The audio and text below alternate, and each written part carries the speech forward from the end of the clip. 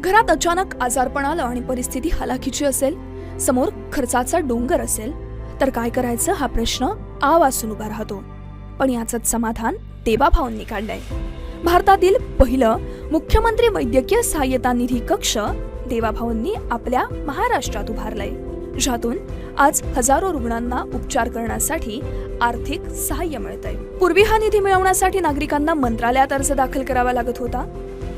गरजू रुग्णांना त्वरित आर्थिक सहाय्य मिळावं यासाठी देवाभाऊंनी ही प्रक्रिया ऑनलाईन केली आहे आणि हीच सुविधा तुमच्याच जिल्ह्यात ऑफलाईन सुद्धा असणार आहे. आता यासाठी ऑनलाईन अर्ज कसा करायचा पाहूयात.